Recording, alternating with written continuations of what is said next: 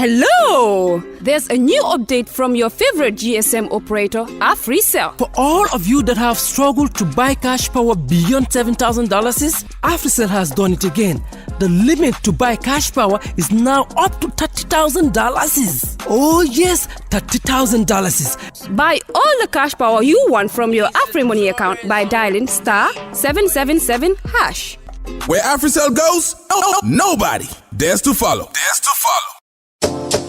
It's an amazing offer. AfriCell mobile money just got way better. The threshold for cash in and cash out on your AfriMoney has been increased. Where it used to be 10,000 per transaction, now it has been increased to 30,000. Meaning your AfriMoney account, you can now withdraw and deposit up to $30,000 at once. Cashing in and out just got 3 times easier. For more info, call 777. Where AfriCell goes, nobody dares to follow. Traveling has never been this simple in the Gambia. Oh yes, you don't need to visit the GTSC depot just to get a ticket. Just download the Yona Wallet app today and enjoy hassle-free bookings.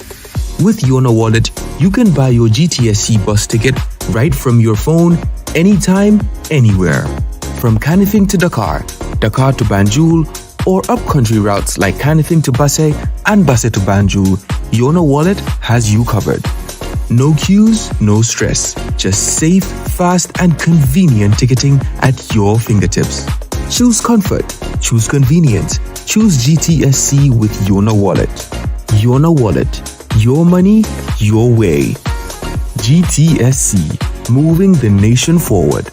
For more information, please call 1124 or 221-1668.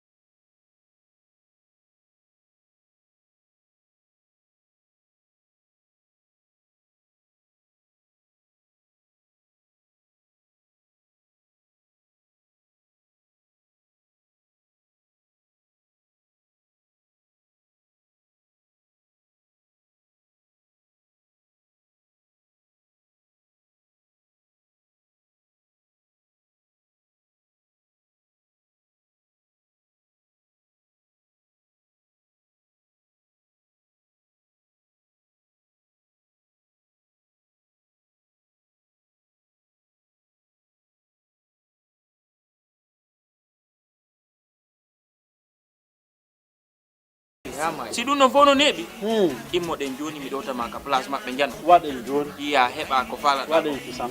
Jamano Money Transfer Bureau de Change, your go-to option when it comes to money transfer. With Jamano, you can send money from anywhere in the world to your family and loved ones in the Gambia and be sure the funds will be delivered to them within the shortest time possible. For your convenience, funds sent through Jamano Money Transfer can be picked from all the banks and multiple other financial institutions, including Ajib Bank, Trust Bank, GT Bank, Mega Bank, Basic Bank, Reliance Financial Services, and Approved Services. Visit our head office at Bruceby opposite AfricMed next to Trust Bank Limited or email us at info@jamanomt.com. You can as well call us on 310-3050 or 310-3051 or yet still 733-0688. Our opening hours are 8 a.m. to 8 p.m. Monday to Saturday and 9 a.m. to 4 p.m. on Sunday. Jamano Money Transfer, your most trusted money transfer service where customer satisfaction is paramount. When you think of a simple, fast, and reliable money transfer, think Jamano Money Transfer.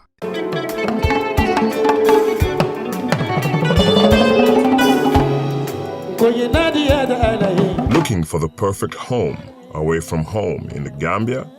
Welcome to BC's Residence, your ideal short-stay apartment in the heart of Bundum. Whether you're visiting for business, pleasure, or an extended stay, BC's Residence offers you the comfort, convenience, and privacy you deserve. Enjoy spacious, well-appointed accommodations in a peaceful neighborhood just behind Nusrat High School. Our residence combines modern amenities with authentic Gambian hospitality, ensuring your stay is both comfortable and memorable. At BC's Residence, you are not just booking a room, you're finding your perfect base to explore all that the Gambia has to offer.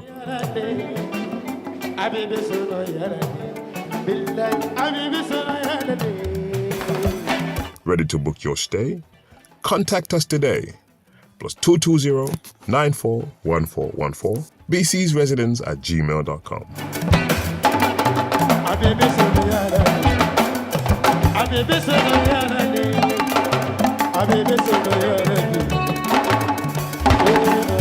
BC's Residence, Bundum, behind Nusrat High School. Your comfort is our priority.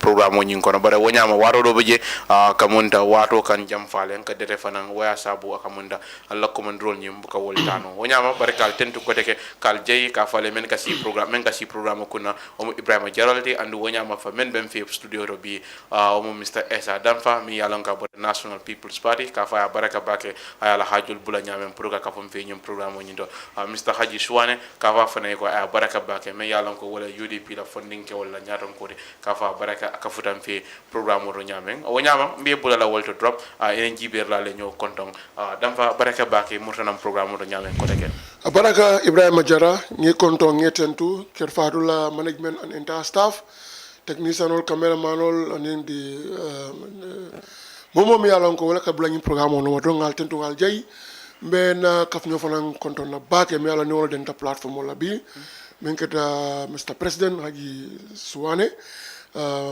UDP la National Youth President ba tentu la mbaje la war jama bi nka ben nka kaja ko le mi yalla ka den ni banko la tanya tol garam be konton na be tentu la ala baraka bake thank you so much for coming Dampha yes Haji baraka ka futam fi programme to nyamami baraka bake jara akadam fi kontano ti kotake pour kana kerfat politique kacha pour ni banko di ngule kacha politiko la fanala ngi tentu ngi jay wado wati e katara banko la ko to kallo kam mol engagement ya lon ko ila miro to ko men mol nyanta ka femme la kolto ina banko la tanyani ani banko la halol kenya do ila mira ro pour se fu ni banko don se tala nyoltemo comme honorable afanya menna Essa Dampha na meta da manke biti ka platform si ale pour ka nyinku sifal kacha wolto akita jamma ka la ko denti bari bu nyani horomo wato watin kawle jala koto so kamala ngaten to baki ngajay ifana la timo ni ajen ka sijang alongo de ay team behind the scene me alongo ba mix o kampun nyinku le fida molma o fana sira mira la ante la mira ndingol kan so nga technical team beten to ngejay mfango di muso be sire ngaten to baki drame muso malam ba la kanji mor le ba ngaten to baki ngajay anina sister me kada fatureti mo wakili mba and then mole material me alongo la lodula bankola koto na sute bakale ngabunya fana ora abaraka bake Dampha akamunda ni wadin kono kacha kilimbuka keno bitat nawek atara mawala ko kacha kamunda mo jamal be banko kan imantara kontani kurangola tani nala karola banko kan bar me mo jamal nyamuta wala weekeno mi yalon ko bada wala kono president baro diamuta gambe dingole signa folo kabari nyin kole ya lata banko dingol ka mo jamal biji imam kontani ala kuma kan wala me yalon ko ay wala fo iko he could have done better as ay nyanta kumal fola banko dingole men fisiata nun ay memfo kabra be diamu ke membe dendin kuran ko nyina kole ala ka fo kuran buka sang marseo kono nyin ko nyin tambidan tel la bulolale andu wonya mafana ndal almeta ke muna fan kuran wala kari sanji fula ko bebe diare ni wati ndingo damma akamunda makango be kuma kan la fana mbeto akoy ko good news akamunda manke news dima akamunda obuka mol sola bake mol lul man kontane president wala nyin kuma kan kan nyina iko anyanda kuma le fala me yalon ko wala fisiata nyin donte me yalon ko ay wala fo ete amere non president wala ko mo nyaaji nyin nyaade baraka Ibrahima Jara to nyalam anamadu kay comfort dro mo lafta wala mo ma comfort la ya andum amundala ko ni mo sunta yalo ide ni be ni sumo start tilkilin kabru so mon da fotil blo ikam day dunya kabri ay de lemon do morti da bar ni wularo fana sida ye numero ke kono fare kabri kon kon ni mo ko rek so harama do bo la nyam mbengalo ne ko kuran system be nyaade le 2016 prior to 2016 the advance of this government kuran ko be nyam jangalon but alhamdulillah bi metambo fana metama nyaade le halon okay kodol kanale wol ka ke kabul unforeseen circumstances wol ka si bulo la comme covid-19 kene pam ay blande so down kodol fana kanawol ngam ko technicalities ibola nyam for example ila moto stare blokon iba borni ka yallo ni dron fendo ekiji so the same thing happens kurao amanke ko deliberate tonkolam deliberate attempt lam pour que molu patandi but technical fault lenar technical issues lenar ya atala wala load shedding nati but metamma mendo improvement of kan demand because now gele update keka now e ba kata kam back nda ku gele I enjoy Gambian being na frustration nga sa fano nga fole Gambia di wala reaction le kela frustration tandi ila ni kuya ani la discomfort ani batani preso min be kan ye reaction le ka express because it doesn't mean be gay you are there to do that even the president banku di wala certify wala to make sure that banku di wala they are comfortable ila life e falmo gigi so ni yaje ko kula na hanata ko lungo be iboke yaje kuna de reaction le complain so bari president wala diamo wobe diamo be fanna flan yalla mo jomale diam da suraka me ko dahal ganar wax sa soxla mo jomale kay wato de dol bi je wala campagne o bes ni kan say dol juma ko UDP man ko opposition ha yo wala campagne o bes ni kan suda tili ha gameno al yagele dol lo findela suda ba ko no dibo ko no yagi hal la ba al ba ko wal yagele al buda tuna ici so mo be ni je comme ça what I said to the opposition you need to have your agenda. Don't be a circumstantial politician. Okay. Whereby the issues ni alon karata dronga ma ay mun ma pam dronga ko mun ma fenke ibole kala kuti ka ko be carte sur la wala. No, have your own pathway. Ni kuna na mi alon ko national issue lom. Ngaje ko is it this ni mu de ni sabu. National issue lom ha I'm not address as a national issue. Not a partisan issue lom. Not address as partisan issue. So but so president wala diamo ni alon ko be in two for the first president ta fenne yele. Okay. Amanda na wek isule atara fenne yele andala speak nyin kono atani jela ko bi mimbe keri ngambe jam historic ako bari ngani wari yo ngani ne moy ka ko good news is on the news I fall speak color in English. Kabila banga bida kan kadula ni inspect. Gele so ya londi. Yeah, I ngin ka ro dia. Ama ngin ka dem bu mi yele de. I ngin ka the worried. Me it's really people everybody sharing. And it is fact. Mo be gambe jam bi mi mo be nzawo kabo greda banjul. Ani wesko go karado la mo ko la mo foto ban. Bari greda banjul ni wesko dan ke. Mimbe mo be batanika mo be kam fo wala bi kuran ko. So gele so ngin ka wala. And I explain it clearly. And of course, I go. Ngalon ne mol be min be kolea min kono. Ibe min ibe tama kan min kolea min be kan. And ni toro be kan ngalon. And we feel it. You understand? Ako wala nambe kato beleke kan.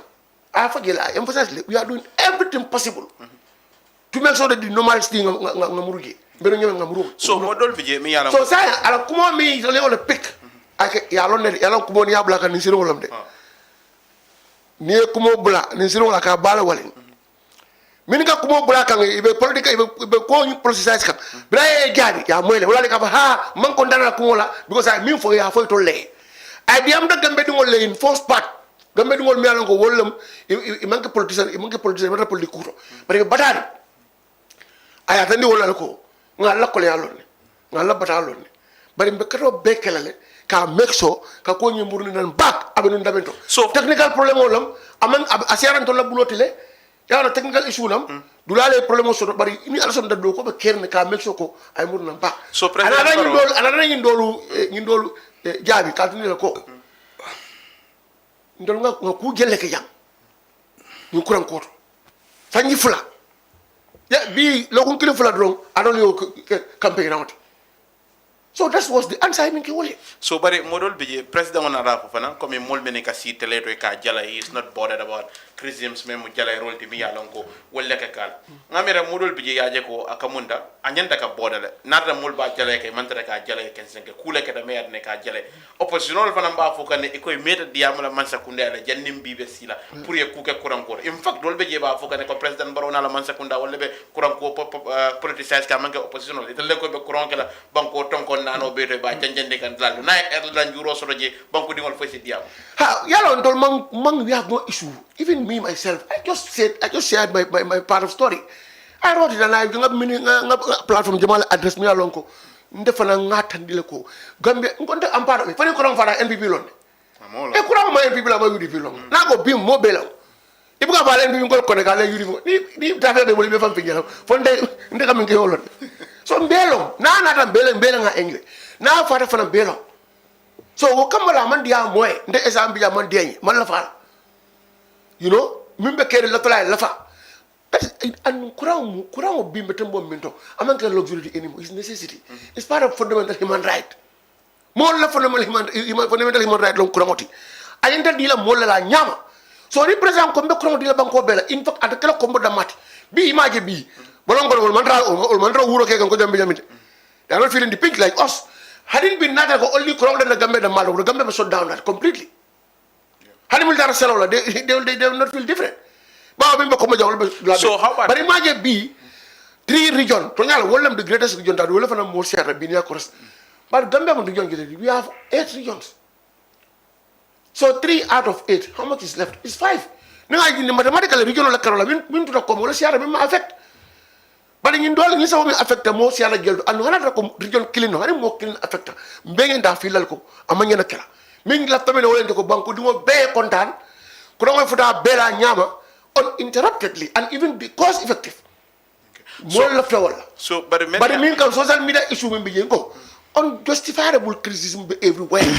He's talk about social medias. You are in your platform. Sudah tili someone da ulara baro. But mojama ye kurang ko narrow down to that because the president is abysmally performing. Ala doku wala mambanku dingol amantra ka doku ke anyama wala na embulende nyi al halo ko for the fact that Gambia is still importing electricity from Senegal be kurang bondika Senegal bulo ko pour ay na ananja o be mulan juro nyanda ka fen soto lental nyanda ka bulo landi menka mi yalon ko sovereign electricity supply na banko fongo na kurang ay bon fongo la banko ka. You know, thank you, Ibrahim Jara. we all learn about regional integration, economic integration. What is the essence of taking this course from international economic relation courses in universities? What is the use of it? The world has shifted. The mentality should be shifted alongside. We have to no, even the EU. Why EU Ecuador? It's based on the integration. You cannot stand alone and do impactful, meaningful gains. Be ngole lo nga gele loud lato wala nko say ñi ONVG ko be kering kabri na alpha le jawara ngole wala conceive they conceive the thinking ko the problem is not with ONV the problem is with Senegal no the problem is not with ONV Senegal it's not with Senegal no moja ma government no Senegal they have a communication my food kadin la mo ko dal bi reduction of supply in Senegal. Due to including the dam. Now the ONV side. The supply min kana lang at nan lo nyama. So there'll be a load shedding. Coming to Jambanya mi fana load shedding so you understand? Me yekata mang jawya banko do la do because me now ila local generation can augment ni ngi domain binakang amang fe local generation augment. Gambia nawet ke min fo wala ndiko.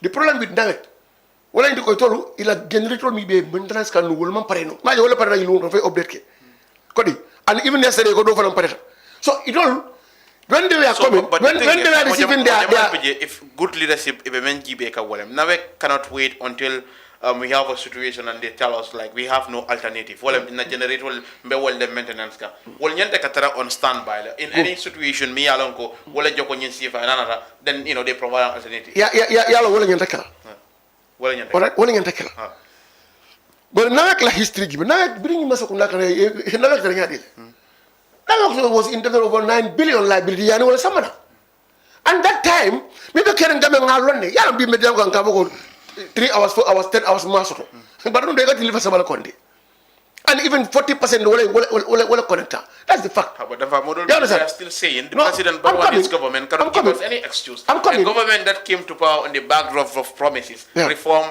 and everything. Yes. They shouldn't give us any excuse. Like 9 years down the line, they cannot reform a single institution to make sure it's efficient. Imagine coming for you. They cannot reform a single institution. But this is not my word. Go and do the assessment, a World Bank report on these sub-regional targets of access to electricity, universal access to electricity. Sub-regional African ECOWAS jang. How many countries are the Gambia? It's only going to be attend the 90%. We are not. Wait. You cannot tell me there's no leadership. Bankol baby and Bankubal. Look at Nigeria. Only 4,000 megawatt. Over 100 million citizens they make follow. Some of the ministries are going to mean 80%. So come with 90% the coverage. That's okay. You understand? Okay, but if that's okay, you cannot tell me. Having access, and we're talking about quantity here. That's it. What I'm saying. You know what? Okay. NAT is doing things simultaneously. Now is doing the government energy generation. One, transmission and distribution. They are doing that one, and also they are doing the expansion of new catchment areas. They are doing all these things simultaneously. More bi jemi yalan ko wolu ila nyanda cross sodal adun takaro bi ko nyanda cross sodal wol nenu ma so freng ka filo samba wala ka polo samba je ka fix ay mala 1 2 masingol min bahal bulo kono allah masin ko don ko bahal bulo say wol nyanta min generate la because bi the supply ni do moro la abala fakan so the supply abala fakan say so wala allah generation fa nyanta kala fa masin jella bahal bulo masingol la maintenance ko wala ila fo la mi gelati ani say alle alternative source mi soto pour que energy ngi nati kapa ben wala kono senelek bo wala kono janni OMVG kana you understand biri OMVG nata ye kapa wasi bula tata because say min kana na is sufficient enough now bela masingol rehabilitate kan ke masingol maintenance pour ni na da gibal ni si baketa mo generation lo ngene ba augment les aji ko ta fil ibo wala ke kay ko la masingol you have a helper here sawale mamadou sawale ko ako nawek ka nawek ron ako it's not as easy as reading news at Hilltop. It's a complicated job. No, that's complication wala nan don nata because we know that we can handle. So me problem do wala ndiko jara fo nawek ni tentu ni jey to nyalo munna be tentu la minen no to nyalo why be tentu la Let me come back to you. They are yaro ibe duni by time yalo ko ba kerin time. Let me come back to you on those issues. The Haji President Barrow at Yamutalem, remember the Ninkuram Kula, Molol Beji, Maninkul Government, Bondi Fulokora, will be Yillare Mena, and in Atala Diamona, Diki Menkan, Walla Tuntum Menkan, will move in the Mialan Gamandul Konofa. Well, Yamuta President Barrow, upon a Minala Bafala, Him Fanan Sunuta, Mayilan Konyembekela, Bari Ekaya Kumo Mempo, or move in the Mialongo, Amandi Tedia, Yamuta Yanda Kumala for the Memphis Yatawal. But Kabiri President Moy at Yamuta Navekla Yinkola, Koleala Mialan, Walla, Banco di Molkan, Nin Lokumol Kono. Munekirila Lula. Baraka bake jara ngeten to kodake ngalo nyin karo nyin kuma da bake yalo his excellency Adama Barrow somda ka bete nyamen ka confuse ni le mala mani ga yanga e bete ron ko di ne mo sukit lato finti dulata bulla e ka fiti dile so denga mari ya fiti dile journalist Aliou Cissé veteran olam he know ko na maybe na ko suno nyin gaw lato je maybe he was expecting amanke tel damat he was expecting more of like solution for President Barrow and to empathize more I found bula banku dingol la sama do kono la ka itande ko membe kerin definitely kule me alon ka manyang yo bar president yala kuma ka ndamuta damen na wala akamunta ko doron garwale ni kamolu kaja fi komen Dampha fa ya fa nyamen na but I believe ko Dampha has like a better understanding of President Barrow ko bonan damen to than even in terms of media am kantem nyaton ko libe diamola on issues of if I men describe as national security issue Yendaka diamola on a basis of national political level. Mtafala political because he's a politically elected person. But like at partisan level, issues of national crisis, you don't treat them as partisan political, partisan political approach. Mana political karola kabusilo tapuri kalafol solfla. Aka kolea legana la fandi Mario Kang. Nonde, I think member caring, if you nico technical issue lemo, which every human being will understand. Kafoko harmadu on forman timma, be balurin bi so my sasanole. Was it dunia konola. But sababu de male sasan, yalo fofana se fole. Han mo fana ta baluta bi so my father kono yale kafole akumule ademi wala singole ademi. Sababu nyanda katara jele. And sababu nyama ma borol fana katara wol lale. Hanatara maybe borodol wol they cannot control that particular sickness. So President Barrow ngala fenko nyamna I think one among navekla operational nya understand ama kalamantar so roje killing fula Barakatle one of the most informed persons in the country but ala jabiro ya tan la he is one of the most disinformed persons in this country ya fam ala jabiro nya wetan dilale so nina dajibe ay journalism nyi jabi question la nyamen na national security almost let's say 3 weeks it is sector men treat as a national security matter wole fo courant la fo lokun saba how many lives were at risk in that 3 weeks. How many households lack, let's say, healthy food within that 3 weeks? Second one, be peak area period menton wala mu fengoti salo la area. Atefon ya admit ko bo nga fonje sa jio dani ninka. Anda kabata ko da oda sertale. Anyanta ka lonka oda sertata ka nyamen anda te salary receive kan without no tax. Membe jame alon ko mantra do ko la be dependi mole kan pour weyo sangayen wala masuk no freng wala be dependi mole ni ya fa o si sada diala asiwo fanal wol kaf kaf ni ma ma bono fo e short period me ala ka fanasi baluno wola mole o sango kodiba katangol menna only for a short period nawe kin na I will be tinya molji ka dinkols dinka bal singila korra bundal ka subota ka kupa kon la ka jani ka bruje e ka dolje wol kana ka dentilo la putilo ya jandi ya fam o si falo has a president ni be diamolo one thing you should first recognize wala min to electricity ni na impact ni ay ko mella mol kan unexpectedly because yalong Gambia we believe ko nawek hanatra issue dolbe je ni kana maybe ta jenola but ning issues of this kind of technical issues the magnitude of this one was seen by nawek so before I arrived it is so ila pato you think nawek they have something to hide. I mean, they are not telling us anything specific. No, they have something to hide. Even the president is telling us, it's beyond our control. But what is beyond their control? And what is the particular technical problem? Yalo ni na article dojibe when Gallo, the managing director of Coffee Time, he was trying to throw jabs on the oppositions. Exactly. But the question of mental ko ni ko technical issue lemu. Atanya ka lo ne mun technical issue dam jumala mode. Mun problem fa mo nyinti Damanti Alonko is warranting Gambian citizens to go under this kind of circumstances. So if Hussein Dabo was the president, I mean, you think this would not have happened? I'm coming before to that level. Let's exhaust now issue and barola problem when you follow. I remember no, because remember yegalola kumule na fena. MD nyimba fokane oppositional be diamu kane. But not na nungo ite lefo be nyimplazo ifanante kukeno. That's what he said. No. Now I'm asking you as an opposition that no. As an opposition albe diamu kane you cannot provide any solution to this. Not rather them albe menekela. There would have been a solution. Ibrahim, over 400 million US dollars.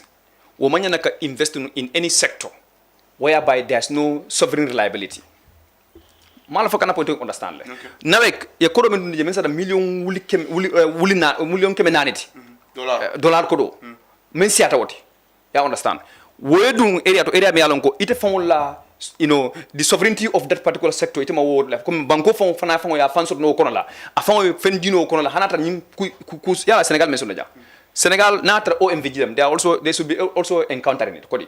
But nying electricity issue man Senegal affect. So ndela understand me jolum no but some press release nyenda damfa iki go le press release ma jabala mo balo ma gande fo ngai so the press release I don't know how authentic it is no but among quand même supply in Senegal among wo amay affect comme like it ka fo nyamena ten ko ndel like ndel we are within Senegal ko me gel Senegal ning aketaje in seconds you know what it is happening there ela molel beje me yalongo they are living there. Senegal is not going through electricity issue more than even 5 hours saman so toje amantraje so Gambia you are talking about 18 hours 20 hours 18 hours muka kurang so muna na Senegal man taka wala because they have a sovereign electricity to supply ya fam so ndika membo lo ndiko this nyinda ma birin let's say around April on the 4th I could recall nga post do na Facebook about electricity bila bitaka be nakam ngar leto nawek inin Senelec ma julo membeje a senior leader nawek I call akonyo ko Haji I na post ni read la ko but ngamen sa feja mange isu memeta ka mange julo la koti. You understand? Ako member taka wala ko is beyond nawekla control. I mean at the beginning of April nka for anything. Ako like external SO6 wala be nyindol koska. Ako signing inimbe mela ko they are coming up with a timetable. You understand? Ni nyindol supply jang bi so ma sini. Wala mi la load shedding. Load shedding ko but I relate to external sokle. Among ko like coming ko mi be gambe janne follow. So mbotaje birinte nga ofenge I trust him ndata ganna post njindi and I put up a rejoinder. Clarity na muna nga post ni jinde because of having information from Nawek because it is an institution me alongo nyanda ka trust la nyanda ka laylale ni ko mako memfo we should trust that they are telling us the truth ya fam so but wo ma watara ni amanke ni 24 hours fen ko nyinde yaro wayata la ko Nawek ya kujel me alongo lebe nakang they should not hide they should inform citizen ko to nyato nya nyim wat karbe nakan me tarba nyim problem kare ko no lale injenda ka wojenol because they cannot tell us what technical problem han be mento bi but mune fa yalongo is shocking wala minto ko president Barrow me va ko these 2 years bekola good news is not a news akamando ko we are not experiencing this in almost 2 years so there was stable electricity in English if you said something stable wala minto ko abaka mamma sabatita abaka mamma but in South Africa you go records from April June July that's 2024 yana 2025 la to the tail end of 2025 and mid 2025 constantly it for one medium you've been engaging Nawek la PRO on this electricity matters all the time nakana sama nga remember last year sama ko wato fana they talk about this load shedding ya fam so and then these are on records if you go and fact check them you will find that electricity was inconsistent within these 2 years more than 10 times in semen fono in fact one of the president Sona I think issue of electricity because what banko be diam kala ko teketeng although anel ala magnitude ne man futa ko memento be but I can recall even 3 days constantly there was a blackout in places like Kersere fo muso malam fa alla medium fo wala ko interview ila ko domoro ya beleta I saw it on TikTok at that time ya beleta ya bombanta so but do you think nyin ko membe keri by the president of Afokane it's beyond the mansakunda la control sign them oppositional mansakunda be wol muta kan kula la ko be nyin ko politicians kan ngaje UDP la nyanango honorable Usenu Dabo be diamu kan di bokono dol beje ka fana ya man jarinu wala pour ka dara di bokono pour no yalo video de da ka fon jakal tele wala duma njomol tele no am jarinu wala natra kudo manke kudo la kala bar kula kada me alon ko a jarta ko mola nyin president tek kada la ko banku dul be batamen ko lamen ko la pour afana la kalam to rosi fraje and one of them esa kaya kalamuta no ama kalamuta president baro manyin kalamuta même fogay president baro kamen wala ko ka falen ko melka diamuta nyin mo opposition o lelti dabo la ko and this is not about afama ya falo den MPP UDP GDC ning electricity ko pam kambel affect amang particular but membe wala mo ni tel ka kibaro futa da tema e ka falo no nyim is just this issue but nyim opposition le be nyim futa ne ka manya ka futa da men ko ka ya na ba kala may tabli fin lawol go ta ning kuron da bola men ka kuron da bar kuron do ka connect le o kana nyame na tete wolo no ya fam so membe wala ko hechi dabo ya okele because president baro finditala ko in fact let's understand God it is vice versa wala min to Gambia is taking electricity from Senegal and Senegal is also taking electricity from the Gambia ya fam so niya ofo andung ndel be mago kanyanne ndel be ne mang any publication from nawek ne mang contrat men sa Gambia and Senegal te men ya tan ko Gambia is also supplying Senegal electricity ne maji so the president of Bodayo breaking news sifake in a period like this ntel nyanta ko mu nek wala mu ko maybe to show his disconnection between ate and banko dingolo sa ida mu nek no to connect him for isa ala attention to the realities wala mu ko wala na hechi dabo yo dibo because awakala wato kura man tragedi wala na akilo na attention na ka foko in fact be nyim fola wato men na fon telefele dibo ko la ni wato okay ya fam so just pour nga nyin fen ko lande wala mu ko nte believe ta ko president Adam Barrow he doesn't have solution to these issues and these are very simple issues okay. Yeah, these are very simple issues tamba iko ela diamo kono ya fole nyanda kan nawek tendule ba kam bakele bara kamunda directly Haji ba yitande kan there is no point ben nawek tendula men he say institution o mi yalon ko $400 million wala dun daje wol manya katara ka kumbo wala ko wala menyen tambe men yeah ni haji ngan nawek tendu ko they are not very scanty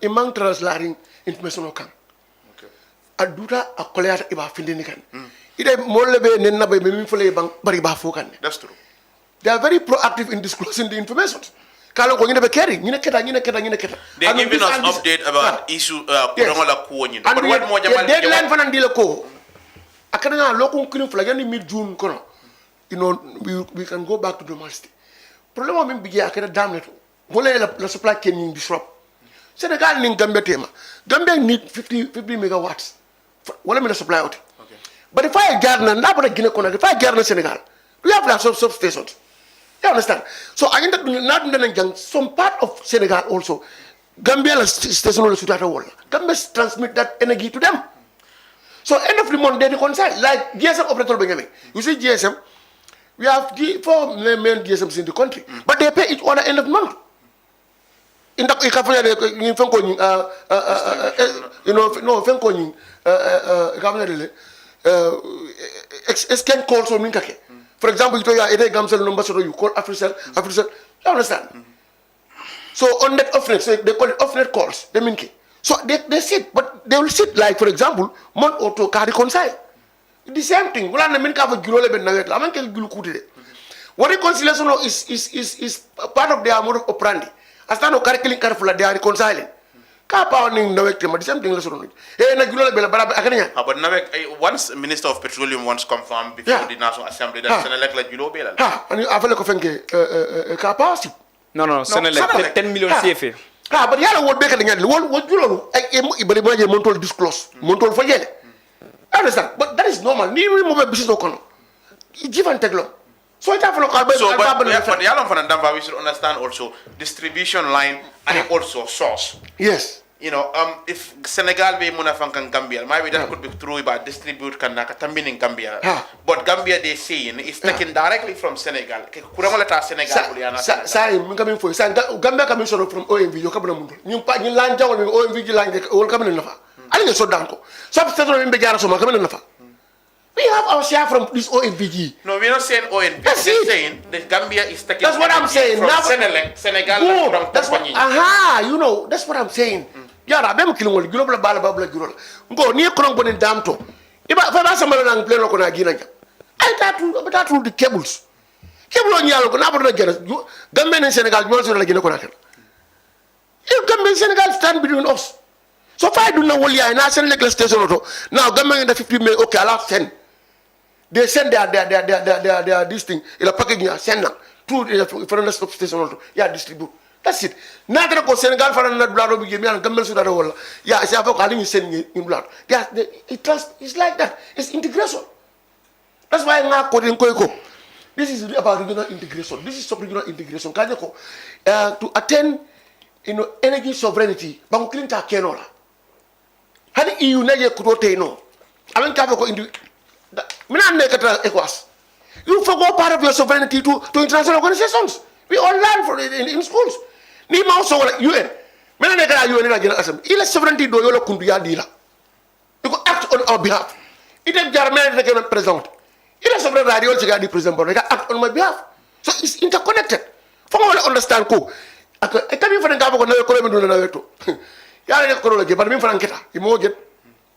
Kunung, either you are only 40% government meal kunung. No, but Dampha, come on. No, the thing is, like the Gambian government, President Barrow leadership, they constitute the Jana Commission here to investigate all those things. Nawek was a subject in that investigation. They provided recommendations and everything. That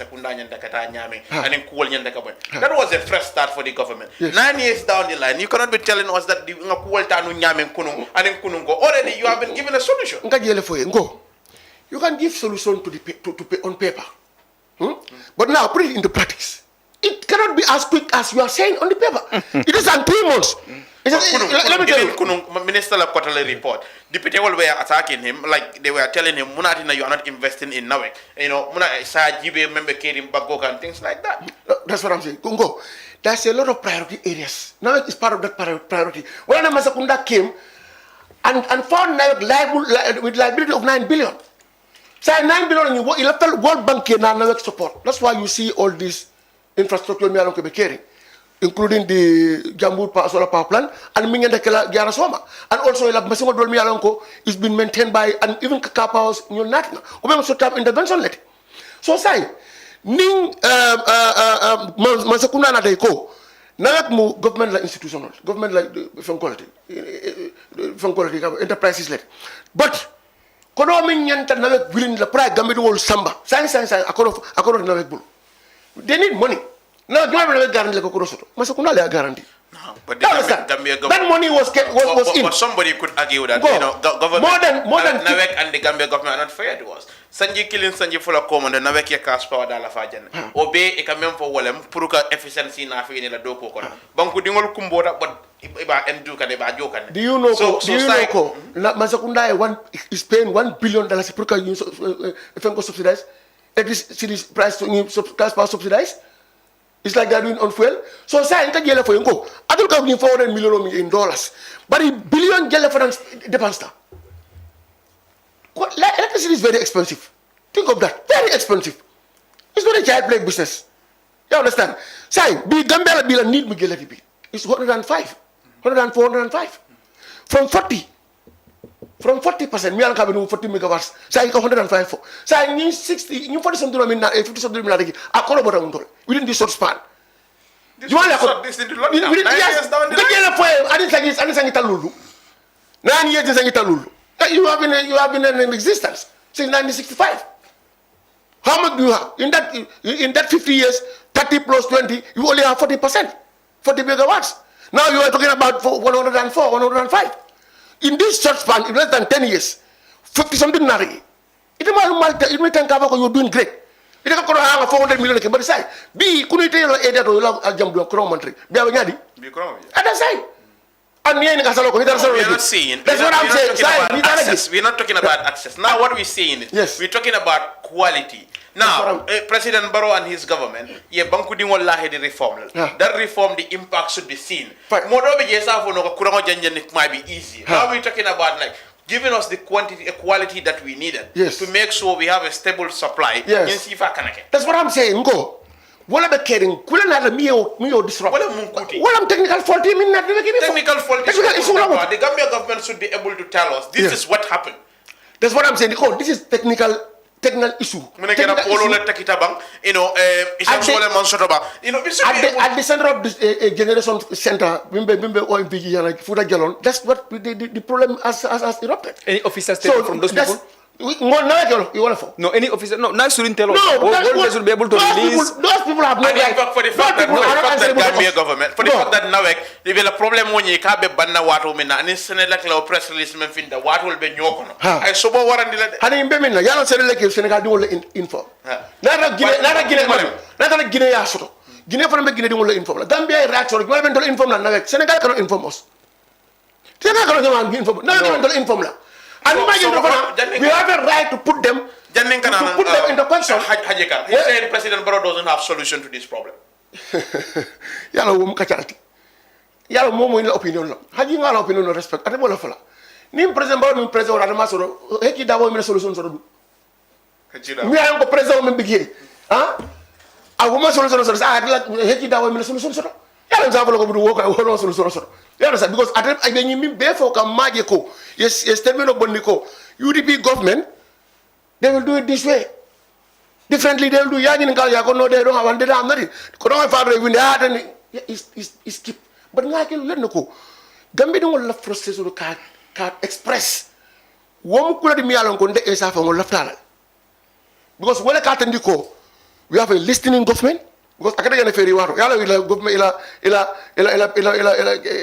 flag bi ala padili la ko banko ako se fail state because of that 1 month or 2-3 weeks feri mi man soto banko fail tale par bi dum feri ko do la sa banko sa lo ko amon fail ko denke so ñu fana makkelo ngam by end June come by end June inshallah this problem will be fixed. It will be history. So now Haji, if not the UDP will leave man sekunda be nyinkera tell us what solution will be wala kalen. We would not have even arise to this point of blackout. Really? Yes, of course, inshallah. Ibrahim, yalo nyin come like ni diamuta it will guide like it's a dream, like it's an idea. Yeah, because you are not elected in government yet. But you know the bank don't look feeling the one. You say these ideas ni moya fo. Mo nyanta ka hakilo yusule aje ko jinka mem foteng askeno nyaade. Jambur sola plant membe jeteng. Amanna UDP mol koma. Okay. In fact, our party leader at the time was at the forefront of initiating that particular project there. 27 megawatts alcohol supply. But now let's decentralize and go for energy sovereignty. Looking at the environment that we are living in the Gambia here, stilo among the problem. Fonyo among the problem. You understand? Even before relying on OMVG, Gambia can invest in both wind and green energy. Well, we have a limited resource. Limited, like what? If you can have Banco Mankodosoro, we have seen the minister telling us, we rely on on taxes to do a lot of things that we are. Look at the LGF, the local fund mobilization. Be near headline on. You find that even on personal emoluments, only almost 2.45 billions, only on personal emoluments. Kodi. Wole ka fo ko nyimba ko kodi mantraja. All right. So ndeka men follow into ko. The personal emolument issue. I think if you look at that, what would any government do about that? It's a government payroll. No, if it is that large, it's a government payroll. Yes. Are you going to sack people? But look at this. Look at it this way. A government, you size it to the population. Okay. Bangola size. That's where you create a government. If you create a government that is bigger than the size of its population, you're always going to have a burden of such emoluments, okay? How is that? A lean government is what Gambia needs. Gambia doesn't need a government that is going to be a dumping space for politicians, okay? So the reason why we are investing more on personal emoluments is because the government is looking at me, Haji, how do I get Haji been keeping quiet or silence or aligning with my agenda? Then I create a space for him in the government. But what is the productivity of that particular position to the population? That matters. So,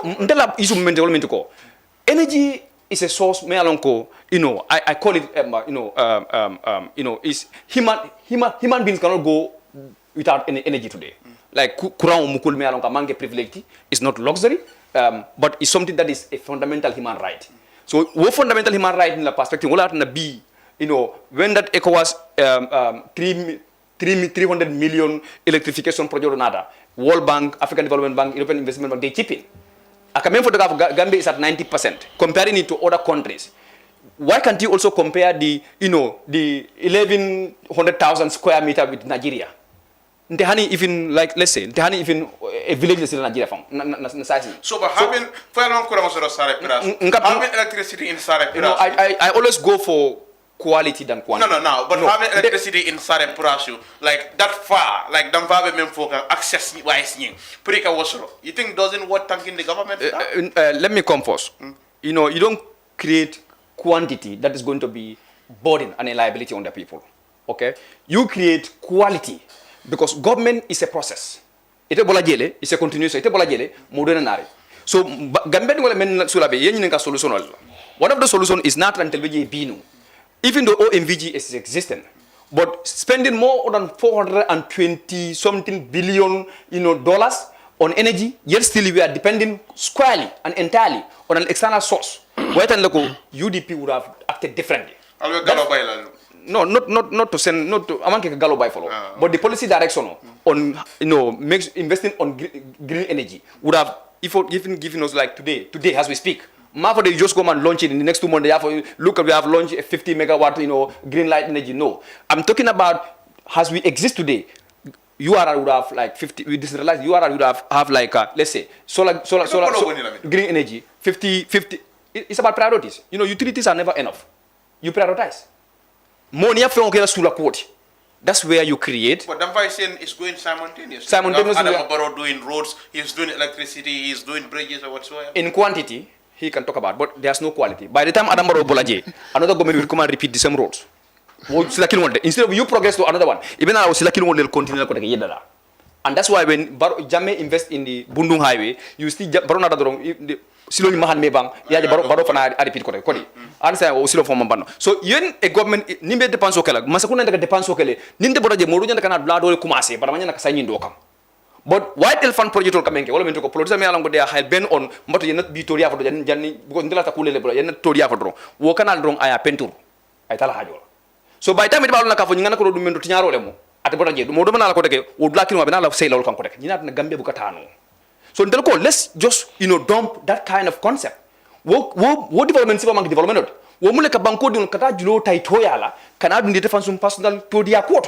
But also must know banko di government like Dampha was saying, government kill we think la press release sometimes we will say okay UDP would have done it this way and what.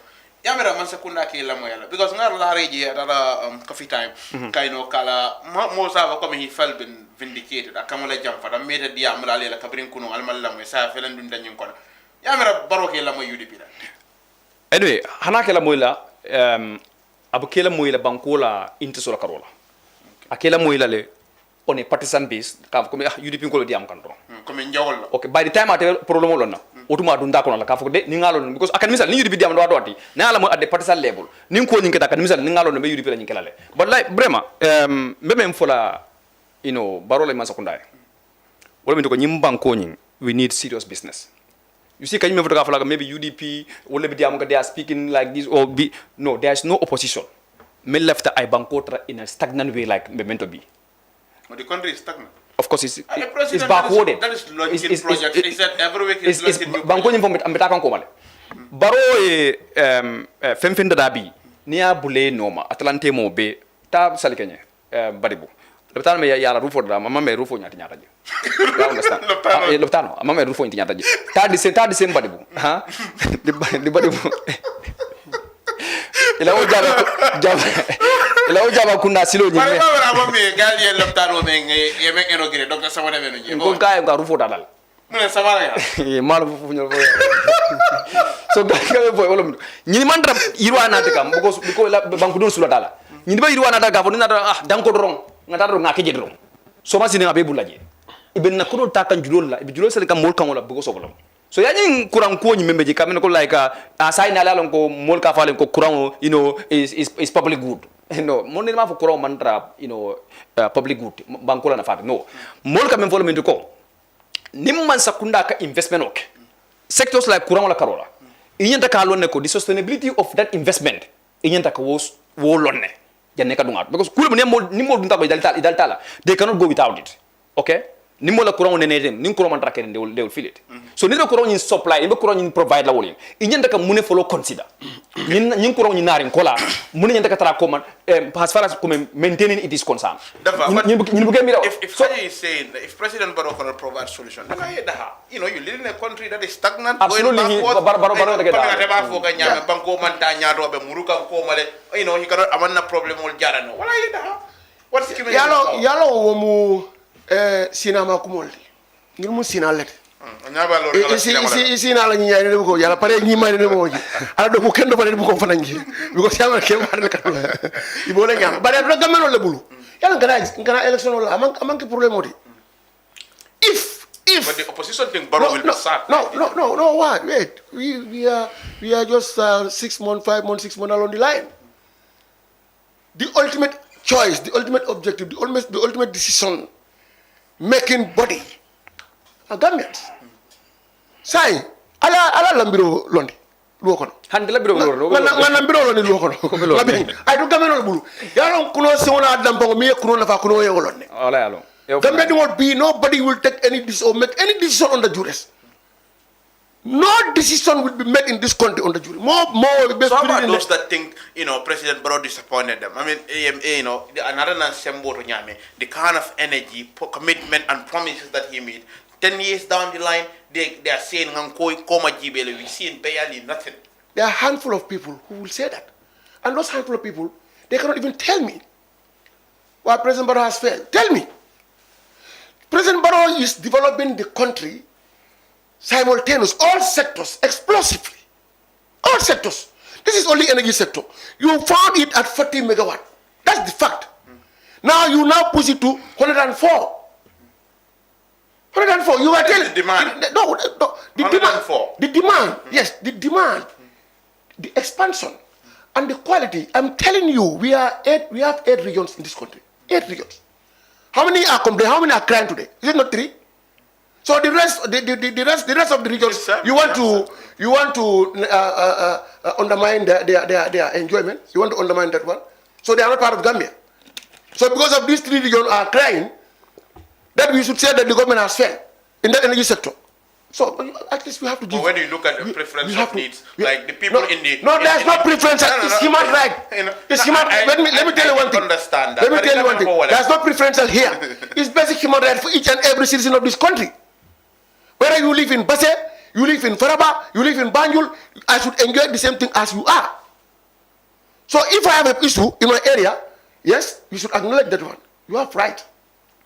That's why I'm aligning myself with citizens that are expressing their frustrations day in and day out. But that citizens too. That's why would warrant any government official, like including the president, to say, I'm leaving this job. Because, sitting for 2 weeks without la subo be tinyata la frijo gona le nyawol mensa wol be tinyata le, ngala ne ko nya subo da sa jio nyina mankuba keno ya da ko ya banko kan, and all this problem, I'm leaving your country now. If there is no challenges, there is not the government. Why governments are in place? Challenges.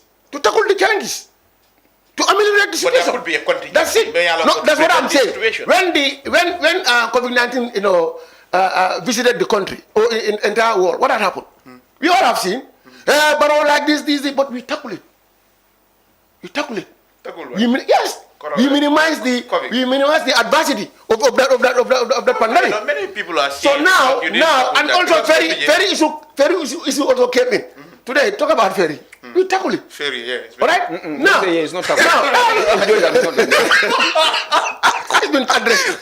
Now. Really, it is, I'm telling you, we are the solution to the Gambians' problem. These people who have been in the government, they've been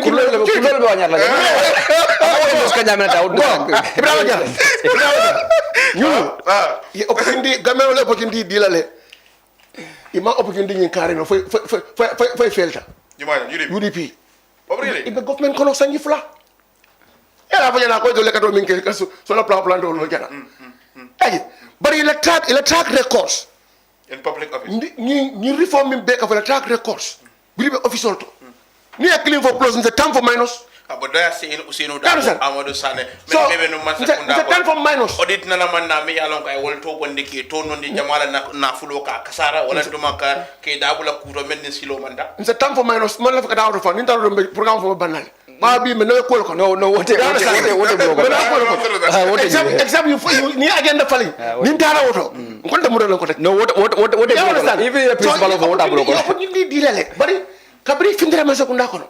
That's the steady progression will be nakan. Steady progression will be nakan. But UDP in the other way around, they saying Kabri Botaman Sakunda, President Barrow has not done anything thing me along single new project me along with new initiative me along ka na fe na since they left government they said they have not been kununko mbata food drug quality laboratory yeleka kununko no they talking about bridges not even bridges but I learn ko Ibrahima Jara banko kanjan nundo sangi talul nimpe ngani ni pe nosoto hani single fe nimba tesalta Ghana or Senegal or South Africa or Blado. There's no lab in this country. Alhamdulillah bi nyadi bi na domoro na droko mo bi na jang abe teslan fon la genn ngalo within hours hani essence bi labo bi genn make essence test jam labo gi in this country. So you attend that ko that is there's no progression. So bi ton le bonanja bi ton bonanja masa ko afenko hakala silo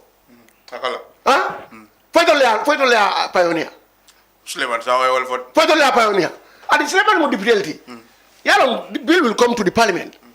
Then you contribute in debate. If you contribute like Yellow because you deputy, yes. And do not blow him pastor, you can take credit as deputy governor pass.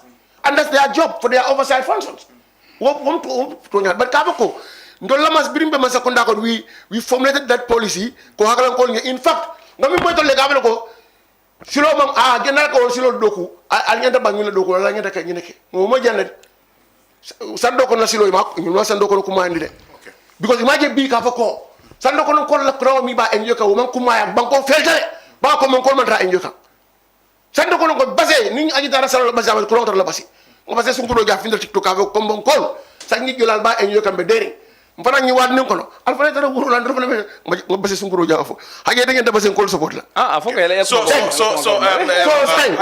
Haji quickly before janembe bola nyinto ya miranu you think government ñi filter e boyta ke pour ke because Dampha has highlighted a lot said in fact capital be no government kono kabuyatel boda jelen president boro ya commencé ka doku baraka ma kino banko yalo but Dampha believe in political afford wrong just to play with the they believe in political perception, like political is perception game. They believe in building those perception, and then congratulations to you. But it's if you look at the NDP, the National Development Plan, on a more serious note, you will not see any new project initiated by Anambarola NPP government. These are all development agendas, ideas, which was definitely in the National Development Plan, you may along afong lota ngamira albere o mekodi. Brother the Brussels Donor Conference, another airport. I could still recall. I bira masakuna tentro ke kamol tento. Akoye opportunity la pura mo fula kumandi tola. Ngamira ale o video ale o mekodi. Ako Usenu Dabo ani Amadou Sane. Ala foreign minister ani ala finance minister. Akoya sino bali atale sudo nintilo dogo ke kaje ko National Development Plan ay sotono. Akamandan dama pour kasutode bari ya wafile fana koteke they make it a sellable project manam kome yalon ko yadada ipareta la bada imada imamu te fambula ko lade itara ya wafi asanta pour que naka banko dingol muna fangala wala kata wo ala diam county e aporto do lumala so having said that Ibrahima ninyi konte ko UDP ben masakula ko ladu men do ko manke e wala kumantano malong abobo ayo bonde damento malo because ata fonon de any single project ma bira fa ya jom tara mintul hakalam atara hakalam program feri joma kanam fa jelo drug test fango I know that ya ko ka jele wala inda feri yo abe so rene de conflict ba jele conflict ba jele conflict ba jele feri yo so dari so ne da male defa mo bada nyomi no I have to ask manga for the loco because there's a serious PR going on so but yalo feri yo so dari I'm a living witness so me ala jele so when you let me go ni rural electrification on if you go back to the national NDP the original one I mean not the Yiriwa that is the updated version okay Yiriwa is an updated version of the national development plan that's the NDP Wole came with the modernization of our electric energy sector okay wo energy framework ni Amadou Sane the role he played as finance minister and the then former managing director of NAWEC that's Baba Fatajo okay you will know a UDP member in that coalition government have done relentless jobs kaje ko banko e futa standard me alonko wolo kala banko dingo benafat Ibrahim imanda ndamaka energy framework ni ndadade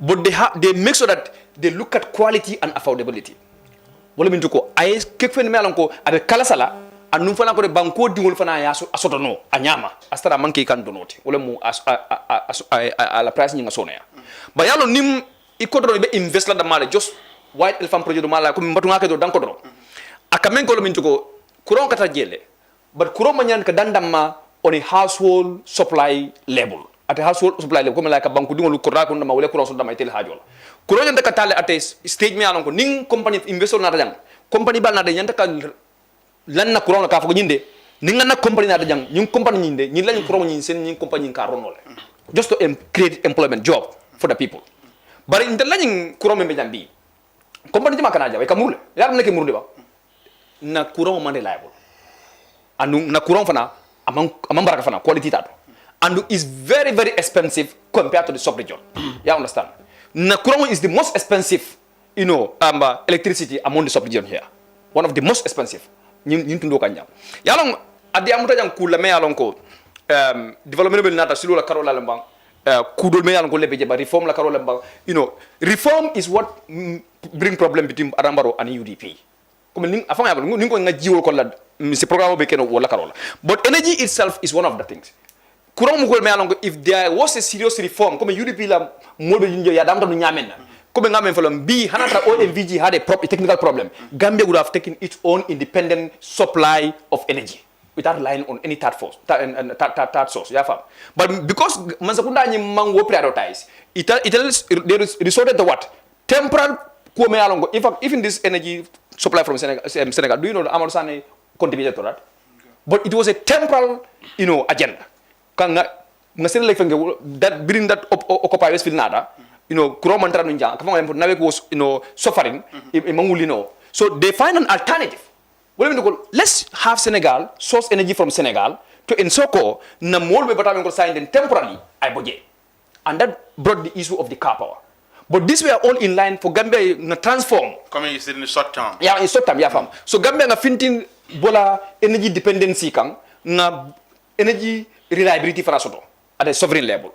So what are these green energy investment on let me ask you if more me yalon ko wolle be rural Gambia wolbe ibe kurang be muna fankane while men yalon ko wolle be greater Banjul area nyolto kara west coast wol be pata kan kurang ko wala karola you think the opposition when I said okay I mean UDP they have any chance in winning this election me yalon ko wole kana because President Barrow and his people think his popularity is intact in this country yalong intermal of kurang code subject la election issue la comme like kurang code mbole use la comparing rural communities and the urban what I mean is in terms I'm answering your question comparing to what he has said ya fam yala musunda wala audio video la ka combo alfa ameta ka fole kurang ameta ka enjoy le ala fana bula nga enjoy fana beta ka mitru min alta tru la yalong kurang mu kulme yalong ko mo manya ka politicize and UDP will never politicize electricity issue because kurang mukul me along we call it like it's not a luxury.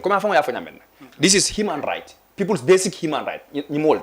Although politicians like policy na me along kanyanta ka electricity nati, anya me along kanyanta ka mol na fano.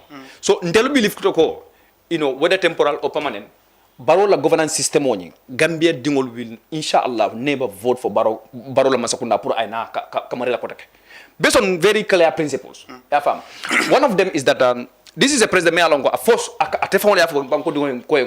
whether he's doing good or bad but there'll be no president masatna la jam koteke mbetara jam minister sanji tanti apart from ya jambe ya fam so what is the president no wole ko ya jamme ya menni nenu ya rafa mo lijiol he has to also enjoy more than ya jamme mem fana enjoy jam he's going now for more than 10 times two times so the opposition are struggling to mobilize people in the country molka wala for opposition ila campaign is not working molka ta damel do alkata damel baro wal ko mutare mol I hope they can keep deceiving themselves like that one yalo ni ko medo ko lale o bang that's not good for us politically ni tol ko here UDP they are gaining momentum all be dan but let them keep seeing us as an underdog fonga fota jawat man time will tell that one from back and fonta kam wato bo fala yalong so places like you are specifically the wotundo nyinkanje you think Barola support has faded there any politician or political party ya banko je tonko nano they have a support base they have a base me alongo isa janko man ka fo jamu UDP la base lati jamu Barola base lati to nyame mfisa da faniat wala min ko URR is a base for the ruling party okay wanu manke MPP or for any ruling party, including when UDP government come, URR will be a base for the UDP as a ruling party. If GDC come, URR will be a base for the GDC as far as they are in the ruling side. But the support for the ruling party, that's the MPP government today, is fading down. Abejikan ne comme nte fondé ma mira ke kanyamena mal fa kana ponto ngel ndelo as la support is going down. It's going jikan anyama fana men jikan nyame yalon ko I telephone yalon ko le support mi jikata telephone yolo and they cannot fix it. So what's responsible for that? Well, I have seen amame baake mo 60 men boda sandu wala ko yeda hajje ela o mo do malti kulbe billahi wala ndel to fa la camera no doubt about it. Election will decide. But we will never come on camera and say, you are against the ruling party. So they know we know. Italian. And they cannot fix it. No. Complete follow. Political cooking in Wafi. 2021 Ayenafa. This time around is not working. Well, in 2021, ya kuma jamale kuntum imagine abe fenga kanyanko alcool no santo donko manyana kasila kendo soto alcool santo donko manyana ka courant soto dol I know people like Haji Bane ko tata dingri nyul sata ko la e ka na mbari sarole ka fengo ning UDP na ko sara lola ko dalle mutale bolo ko la. These are the type of messages they send there, but bring rimba on keta pum 2021 courant la price as atara santo okay mano price atara santo sukuroda aseleta corruption audit report of BDP from 2020 to 2023 those combination of 3 years $110 billion is wala kasara banko na float. This has affected every life at hospital. This has affected every individual at the market. This has affected every child going to the school. And Base URR is included in those citizens. They are affected. Signing, they are trying to rebound the same kind of messaging. Kaitan mo la koko kurang mantra kombole so kombongkol ba fakane munatna URR ngol satu tungkol dina ka kurang soro te mantra kurang kokol la. That's the rebuff of the 2021 message la taka menke. But you know why? People are already been informed that deception of banko move no. And deceptive political akamenge aka backfire. Okay. Wo backfire nyi wole soto bi o message mantra dogo keke bla in URR because munemu tapale na career bi e ka nyame fodem nawek be batar na kurang ko men julo nawek ni tan na deb portfolio nawek is the most highly indebted institution in this country na budgeto men kata na debt service into ajama bakata kata nawek la debt kata service so ni ta ka molengo olman parliamentary wol block an side and we have like let's say a kind of a pay as you go system wala mo ka kasfal san ka energy fenge e ka mo ko kuram sonia but among the sub region ita fana kuronda kana expensive tamol beti e ka mo ko ita ka energy subsidize like $1 million dollars e ka wala ke wala $1 million ka wala ke ka kuronta ka masukuna fana lula ta kuronta ko pour kuronda eji but yes ite compared to other most powerful economies you are the most expensive country in terms of supplying electricity to your citizens for that the world bank could wol kasino nyadile. Okay, all right, Dampha quickly so Allah support is going down in URR. Well, I indeed confirm 60 more tower funding that was all in the open. NPP, you never reacted to that, but it happened. Oh, okay. Yaro say ni ko mo 60 later. Sa mo ke magele fana na. URR. But mo jede. Hani ay do geno la. Yaro mo min diare do fa min jere ko la je. Kodi. Kole. But ngalo ne wo ke dal be press conference ko la. Kole na nyanya. Mebe fule. Ndol President Barrow kabring another 2016 yala election ay it's for the 3% lesson 2021 I election 53%. This time around we are talking about 70 to 75% market. NPP 70 to 75%. Between 70 to 75% market. Really? Yeah. Kuno mini tenkang kuno mini be hajnyo la kam. We all get a sound in numbers. But I hope we'll be balanced. Also say ko many for having different no yeah so do one I hope you'll be balanced. Don't you have not taken wala election gele la jam. Not only had your oppositional kaba 2021 kono fo in 2025 but they have been winning you. But election yeah win election tomorrow. Abi yeah now but the presidential they have been winning you. Wait. All that I'm saying after by election after 2021 election cycle by election gele kala jamel ni takata ñola je al takata fulala akada killing huh For two is it? Huh? Two against one. But strong stronghold. Can roll chapat? Nga fini Nigeria. So it can't for you. Let's put him down is winning. Let's put him is winning. Yeah, that's deception. Don't we accept the reality? Coming for 2022 parliamentary election, 2022 council election, me and all we lose nothing alone. Me, Greater Bangalore, lose it. We cannot say we lost. All that we Dampha was telling President Barrow at the time to resign because Gambian people have lost faith in him. No, Minketa. Well, Greater Bangalore area lose the game. The Bibrel. I'll for the West Coast for now. For it. It's part of it. Part of West Coast is Greater Bangalore. But it's Central. In fact, Bindu Kana election, only one Kiama knew that.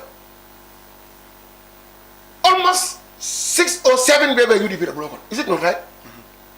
Ndara nga kata fonga 4 bondi 4 out of 8 nga 4 bondi fane 4 soto iko wala election man better council gelle be bulo kono no but Dampha, that's not that's not a good achievement. Knowing a government me yalonko you have all the resources, you said you have brought unprecedented level of development in the country, in the history of this in the history of the country. You have done a good leadership in the country. In the opposition that's what I'm saying. Let me just tell you, when we look at election it doesn't matter. Yeah, it makes sense. Because you can't give a look. Not control sign. That's a monk. If President Barrow, President Barrow, control sign we are done. But don't need for Manta. That need for nada. For being Nick and your compete. And we go. Yellow Mumbi. Honey incumbency. You don't. That's why the popularity increased to 53%. From 23%, 43% to 53%. So, Sam, this election in Canada, I don't need to buy election. Maybe good. Sam, what I'm election about, I don't come and jump. It's in terms of what I'm being a class mossy. But I think I'll look at the Gambian B. President Barrow's popularity cannot be compared or matched to any of these people. Well, we have seen people at Serekunda Marisore being interviewed, they were all saying Talib. You know, you talk to people that will say we voting for, you know, even the online surveys, me along go waiting on social media. People are saying we opting for opposition. You know, your social media can deceive somebody. Don't like just right now, my back, don't let survey jam. Cover 55% say Talib. For more the survey. These are social science methods from quality. So very long. You cannot have 100% accuracy. We all know how it is. But we come on to go. Ninsim found someone I want to be a class. Jara, West Coast call. Let me just give you share information here. Okay. West Coast region. They are planning to shut down Brikama on the 28th of this month. Merali Kela President NPP West Coast regional Kela. Kataniko. We are the powerhouse. We have seen Lamin Jada and others, they did the same. An election came in Yalbuti. That's not new. Which one? Lamin Jada and Alamu. What do you okay? Well, that was around, is it 2021, 2022? No. Come on, the presidential election, come on, presidential election, we never had any rally of such. You understand? At West Coast. But West Coast as powerhouse. They are accusing NPP of never doing their rallies during the day. Eko mol oppositional ko natra nun ko albelarin ko sembo balbulle fasaro balbulle President Barrow ala fintindi tilibulo talansaba ayna America ma meeting wake eko anytime you people are doing your meeting you do it at night. No, yala min problème oti mol yala ko mol min nati for example mol la do ko fata ko mol nati ka bana min do pasefo ani no for example ni mo min kana ko attend ila support base mol baka mo yala grad mobilisation mol e do la UDP kutoda kankara ka beta itale ko but for example ni tebe firo la marseto you want to go and attend the rally but the people like me ni kula no you close and go you don't expect the whole day because that's it ni do na ko do ko la fakata you want to wait until you someone that call ke president na so what am na ibaje ko but the rally is anything but this time around will be different because one more from a mental delay they want to see the president the broad daylight. That's on the 27th. Saturday coming next week. Call everyone. Me alonko. It will West Coast. Kabrin kalaji for kana burfu jam. We want to shut down West Coast. Brikama wolo. Katani mo lako. Nyebere kuni no harbo nyonde samoto. min be fanne ne kam musola la watu le ba ko ni la ngawla foye bari bal ba ke kan dame yambo wada bola tundo ata tan min na dron lip kilo wala yalla momi na be mutaka fa ko kilo wala yamo da yalla bro fa dai bambang go na da bambang min da lam dara don biye be sila la level mbado ma fonyo saw ka fa ko president barol la population o be talaka ni bango kan wala bofla president na ñu sebe min bola la sense ko 1 to 1 he is leading follow imol fa ñu sebe min bola ko sense 1 to 1 is leading so ni ka ko mo bari ko president baro against a single candidate also is leading. That's what I'm saying. Say ito mo gelek obe determine la nyadi le obe determine at the pool like na 2 horse race isa mo ko sobe la so sobe result what mune mi la miro if opposition should form a coalition ndela tawala baro I know let me tell you one thing my message here is left that ba ngal ko ta kamben I know that but mbala frimbe I'm just begging them. This is a matter of begging. Okay. Huh? Left the oppositional beg Tambin. And form a coalition. You more killing Tambin, but even more from Tambin. It's about Saint Tambin. Because you don't be able to get a bit. Mama didn't back double Bunja double table. But in the other Mama can you what is at least so what they still have time to come. But this time around, I'll beg of Nyoma, I'll double Tambindi. Yeah, I got 2 horse resting. Do we need this advice on that? UDP Do we need this advice on that? It is under quality. You know why I want that? Left the side, ninge bute bina mi fulanga na moy. Because in 2021, ila kandelo ni. Abe lam kon le fabelo fa ba IEC ba clear la foi ta clear. Because ala incarceration ni. Regel. Foi ba clear foi ta clear. Wala na tara fo le ganna to be findela mo juma be fo la kam de we are in limbo fo be ta farina. But what you ma challenge simply because don't MP ngaminje ko alin kana challenge to his validity or whatever candidate on whether he is qualified. Because when I challenge ngana ko obviously I'm notify that because ala time man expire and ala conviction I challenge level equasco among cancel no.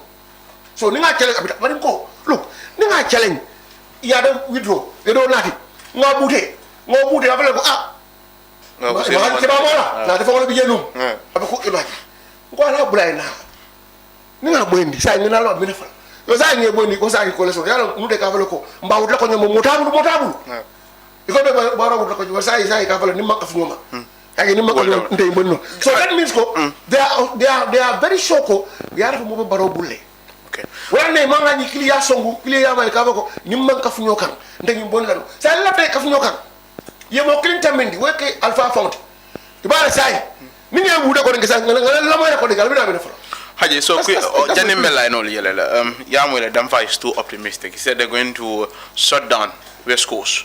Be rally Balekele Brikama. I tell him that Yamano Marro Tundunyala. He's going to show their pose to him. Kill a Sembo Yitandala. Come on, they do a Sokura. What am I telling you? Mulsi Arajan. Yeah, sponsor, but again, not. So foundation, regional fund. So if the entire region, it means this entire, what I think you're missing a lot. Next week, I'm going to kill my Daniel Nafi and get it because I tell Farasita Gile. In a boje, a Karada meeting on Jura. I'm getting it. I'm going to get it.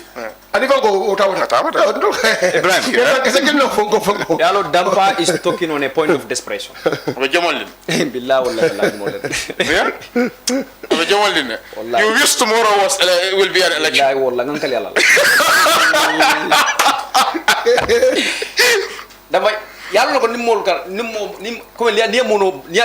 You are sure of that you are going to win by the grace of Allah. I'm just biting my finger. I wish tomorrow is election. Tomorrow is election. It's December 5th.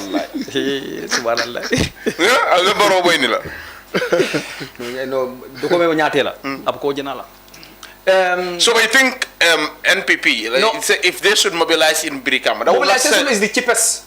I'm talking about a party can do today. Look at, let me say, not a ruling party, not even a political party. A movement, UMC, they did it. Okay. Nobody dragged me into even political mobilization or in terms of rally organization day as a grassroots politician. Mobogande put into that debate. Because I know every single action, how to do it. Okay.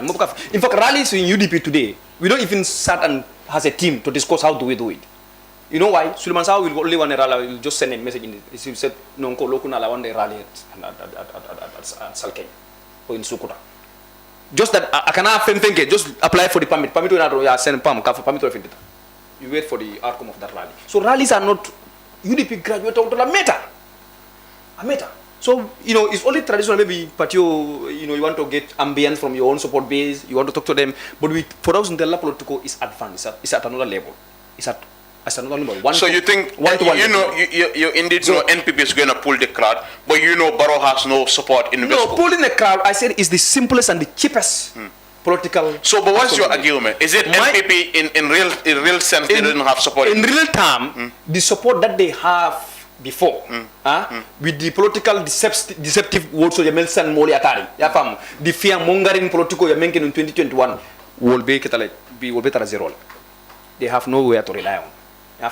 And more on those lines, they all knew Gambia is sinking. And Nima Lodlata, Bango took out on Tabunat, and Malabango Tunato. Ole moment kala fale on kala kodolo isunyata le domotal le kasarta le pusupata bari akamunta kodron ntemano la mola. But Akamunda NPP is not Dabo made them. They think if Dabo yala ni moma yala demoto kula jang. Dabo ya for Biriba Sorna when he was convicted was he a minister? No, was he in public office?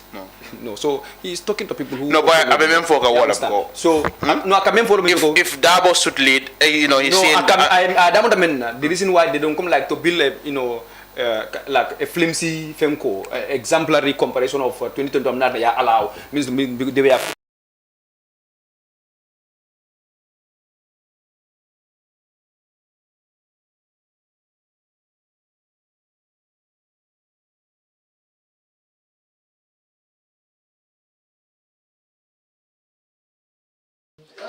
We know this is coming. You expecting it. So Dabo was not challenging in 2021. A woman based government like it they were confident what they will.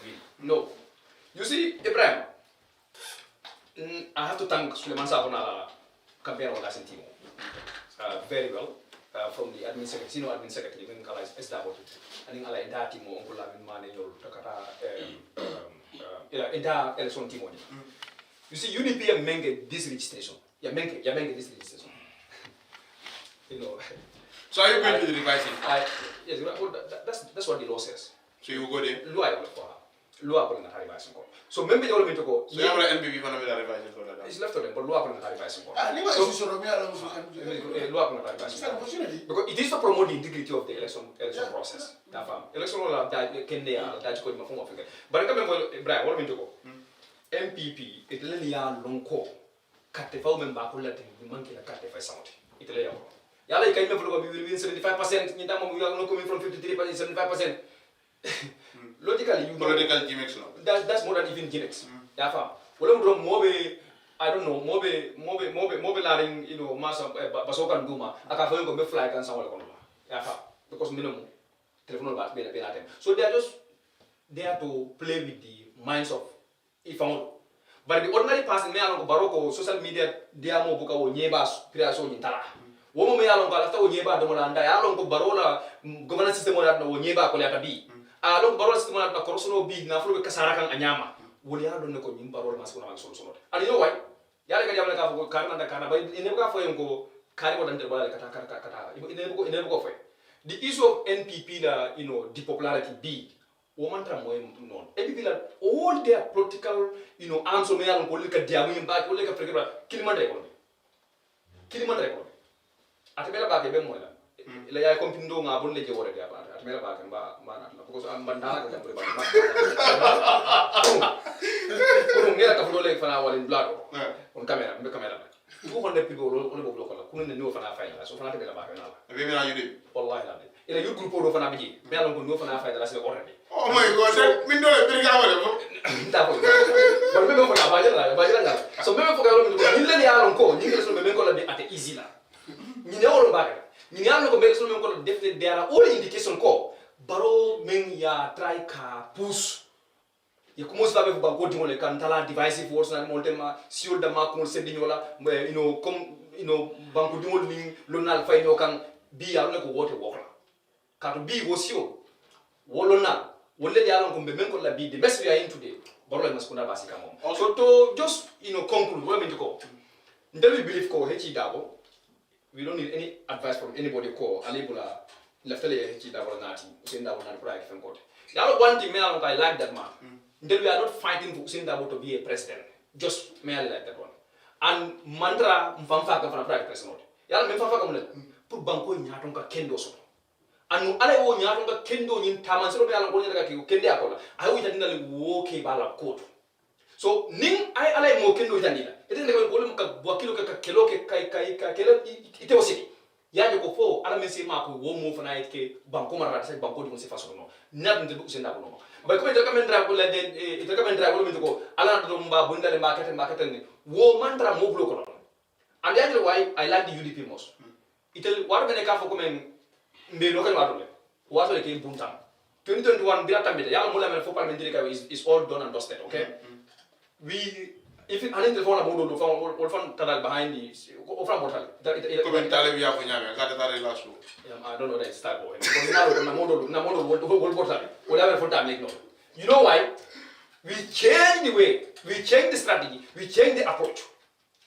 namuneke inse gamel tano ke man make some win na bankolo dancing for local because we could have easily give up banko at a one party state level because now some assembly all will be in the hands of NPP you understand but we say no we cannot surrender and allow our country to be in the hands of people with no trust but let's test the trust basket na lana yala basket bring that all the the urban populated area me along definitely more money dependency be come like ma ko me la ndela ndota area to the rural area me along we kadra nde let's say nimma ro banda so ko la de ko be haji ma no banda jambi hanata man boro tan no ko la ko la ji I have to buy it all my brother has to be in Spain necessarily kata UK to buy that bag of rice and even hani nimmo na la so fon luta ko liyo nyim fon I have to take responsibility ma fo sifa but David if you wake up in the morning my brother ila muso ko ngala for depend so kunu be 200 bonde ka bi ko depend so muso ko no 300 500 for take no wo area to no political deception can allow them to decide on things where the future that jeopardize. And that is the reality in this country today. So urban countries, new than you feel can be. A rural community that feel can go definitely ban school attack and manke wonya. And tell them most areas be meant to all me I can give him one give all me to go. Ela mod makafole kunun tell them all yine for nyembari yella hadi me ma kenye. Yalo ni ka for Ibrahim ni kan interview follow even with you. Nka for nko. Ni mone bondo ka fo ngamone ngakafu ngamone ko na ka fo lo. Manyimire wala kate MPP manyimire ka bakala wala bate kambi because ya fefe bola molien ka foko ni baromang afansu masakunda soto ate duko kerola anana MPP 2021 e ko na afansu dibito soto ate duko kerola parliament rural community ya wala moye you could see different e dibito bidal and rural community le you understand e ko na man kan so fanchi amana soto ate kerola that's what is called talking about they through people in the in the garbage of deception and then take away their valuable property and the property that is their tokens votes so be whatever value because those chairmen and those councillors and those MPs are not responsive to their people's need and aspiration so whatever will be more consequential to their elective future okay kamen dal be no majala la screen on into what an le folke program on into or call kenula dafa we have anything to say yeah our listener also have some, but I have something. Yeah, you can please. Yeah, yalo min biye wala mtiko, Mr. Ibrahim Haji. Politics is not one level playing field in the scholar. But in Alanko, B, Cabin 2016 for say, Momo Cafe Fight. A pay Cafe Fight based on ala media, ala choice, and in Kafo, Minima never I can refer one. Mommy Baker Adam Barrow is over 450,000 people. Yeah. What people go no records the baccalaureate. But in one year ago, yeah, Kakaka Masakunda de Yonaka. Sanki Kalulu ale independence. Masakunda Flora Kamita. Masakunda Flora in Beckham. I don't know how many Kishma come of us. Okay, I like you.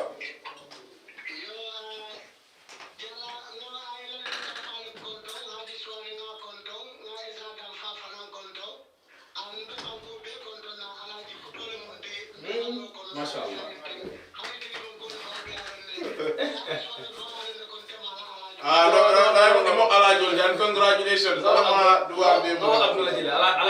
Alaji Keba Saba.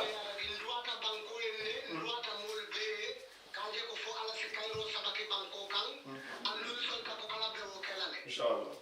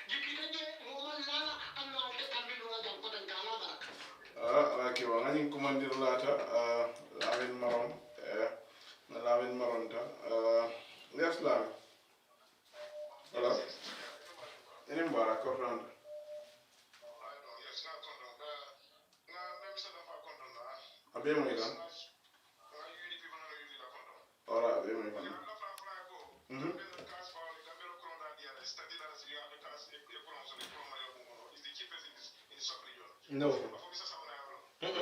I disagree.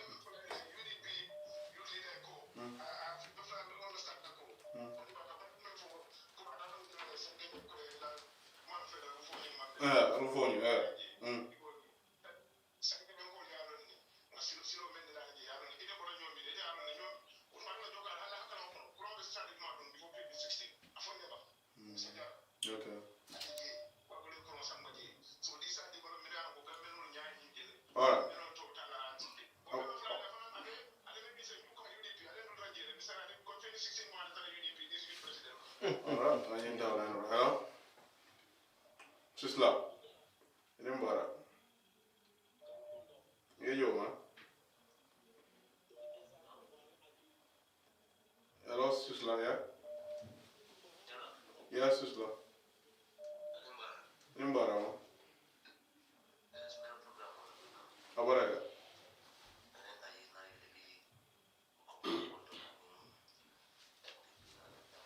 Okay.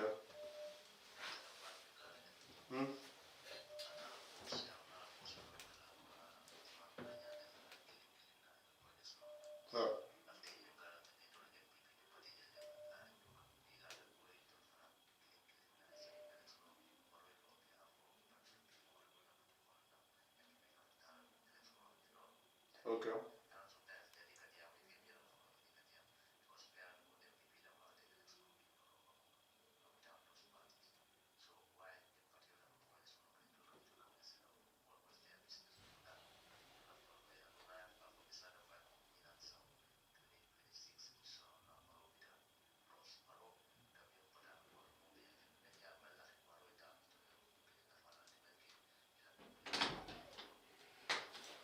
Alright, I'm not sure if I'm back.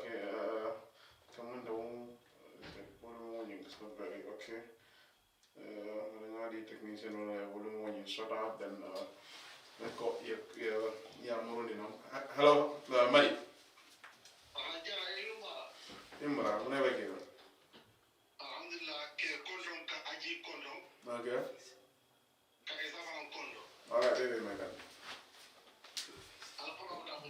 About it.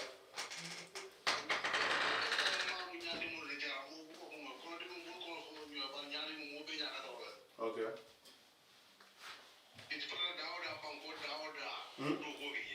Okay.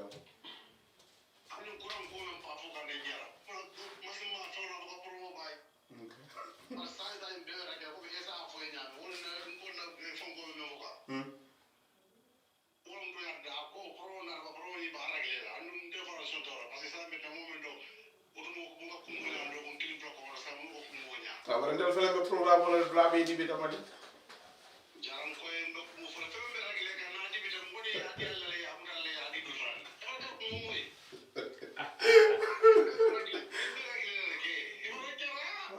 mau alright, no problem. Thank you. Commander, studio number yang mobile yang dah boleh mui speed down. Na pergi lah na kita. Dan ni nak commander lah. Dan kami alam kufang. Lebih commander lah. Kini pula jadi nembe.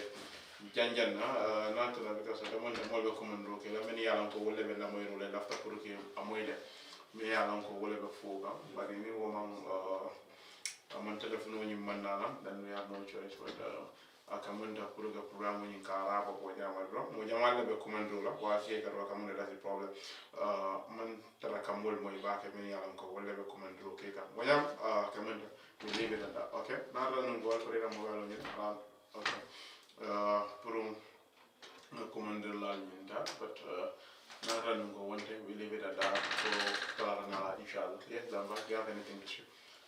Okay,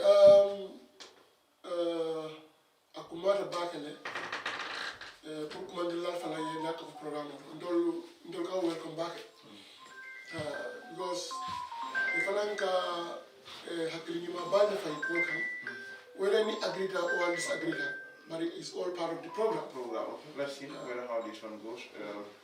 Hello? Hello? Hello? Hello?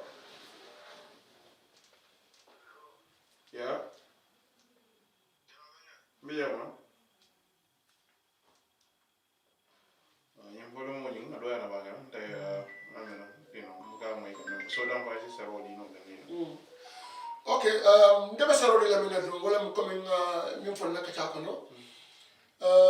Mbe NPP la kanunteru supportal sympathizer be kumandila on the 28th of this month radi babi alonko kiaman la min jamme anala executive anim alliance party min be ye yo kumandiri balake ni sibitu min kram bakam 28th of June dami mo wala brigam SSPT talang saba abatar la brigam sodda momo mi haji do sodo mi ala man la kana bitum la du kay la mo do kana nawo go saga e ti lo kana sodo so ala nen chairman yang snare la vote ala skino ay de funya dim ko yalo do ka yan ko yalla yan ko ba ma kan def ka yan ko mo ba ate kan lu wala batu lu wala do ay election wa wala na ide wala of ay do be success do ka me ka kan ne ba musis no kala jami ba ate ko min ka la he's already out already. Already? Oh. Yes, he saw. He saw, really, he's going. Yeah, 2027, June, by this time. I'll be back in. He will be former chairman. One term chairman of the world, one term. So I'm going to go over. I just said, like the Garaning, Kerfaru, maybe, cameraman on the lady, drama, can bet to the Nakman life on a bit.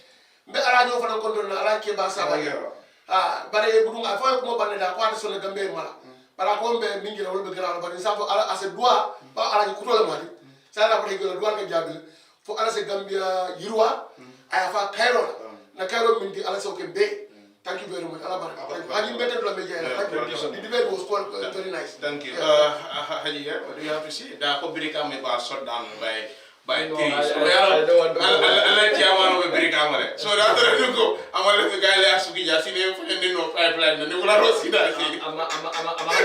What hana kamu dah fofem kamu beri kamu? Beri kamu. Oh. No. Boleh beri kamu kalau podium. Ni lagi import rally organize. Beri kamu kalau katanya langsung kalau take. Belar. For say for it. Malam gato saja. You are mandoro. Malam gato. Tahu belum gato saja. Boleh kata lah mau nala music play lah, say for music play ngajak lah mondo. Onkel mondo. But on the most serious note, ning akan member electricity per kasan kan doesn't mean that it is affordable. Okay, you can go and buy, a credit, mobile credit for $5, but doesn't mean that the tariff in the Gambia is affordable. Okay, so agenda ka unsa na malo, let him go and ask people who know the sector very well. Mugana kasi durum just to talk to people, KDC for the issue me along ko, you can just easily check it, fact check yam proof from. So kami fa to go. Na the Gambia both telecommunication and electricity is one of the most expensive in the sub-region, and we stand by that one. So ila la morla kanata back into program kanata but I have to thank Essa. When the platform are commenting, it's always healthy. Constructive debates are what citizens like today need today. Nimbe dia mulanga dia mukul kang bi ning Essa mantra mira timol. But I believe Essa one day will come and support the UDP, inshallah. Whatever. There will be after December. It could even be before December. There are a lot of issues going behind the scene there. Okay. It could be even before December. But I believe 100% December, people like Essa will. But you said the Gambia government, this is a press release from the office of the government spokesperson. It said the Gambia government announced temporal suspension of ID cards and driver's plans in this one. What is wrong with the government again? We need these things. That's another. So, and what is the reason that is for coming? So you want me to read everything? This one has to be. This one is breaking news. We need to go with this one. The Gambia government, through the Ministry of Interior, brings to the attention of the public that the go-live data for the issuance of new national identification card and driver's license and related documents under the new public-private partnership (PPP) agreement, which margins ID groups, ID groups, is rescheduled for Monday, 29 June 2026, effective immediately and in line with the signed bill, corporate and transfer agreement. The Gambia Immigration Department and the Gambia Police Force will temporarily suspend the issuance of ID card and driver's license respectively. This cooling off period is to give time to the technical team to review and back up the current database that will be used for verification and synchronization. Yeah, that's the reason. So it's temporal. It's temporal. Yeah. Okay. Anyway, we'll come back to the statement. All right, no problem. I have to do my research and also know exactly what the statement is saying. Because I believe there should be other alternatives before this one. Before you put the nation at hold, because this is about putting the nation at ransom. Ala baraka bake fo talata nala inshallah ngana ngatende program he kadu men be kumandiro kega mantra kal moy bake wala tena bar fo talata nala inshallah ngana nga continue program ni nyama ala baraka bake.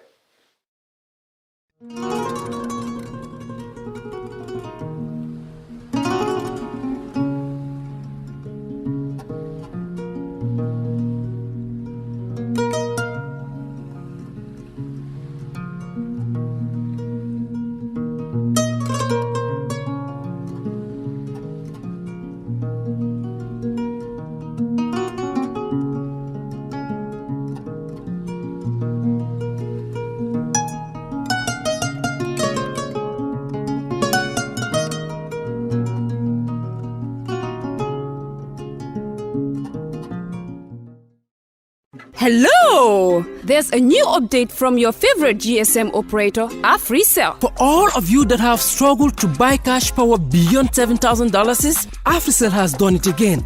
The limit to buy cash power is now up to $30,000. Oh yes, $30,000. Buy all the cash power you want from your AfriMoney account by dialing *777#.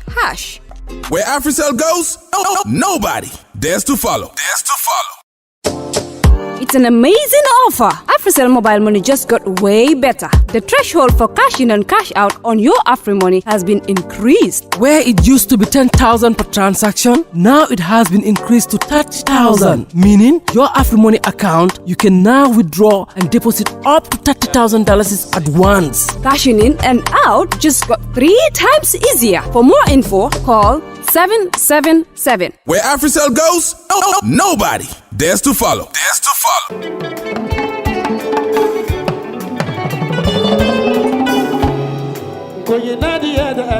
Looking for the perfect home away from home in the Gambia?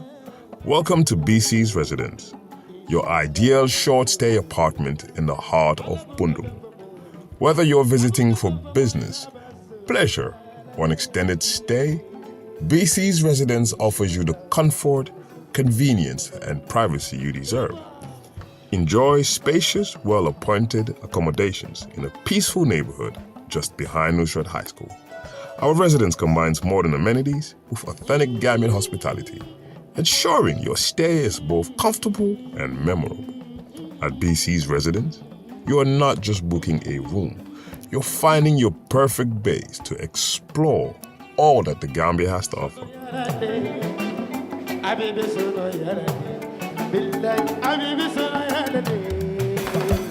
Ready to book your stay? Contact us today. +220-941414 bcsresidence@gmail.com.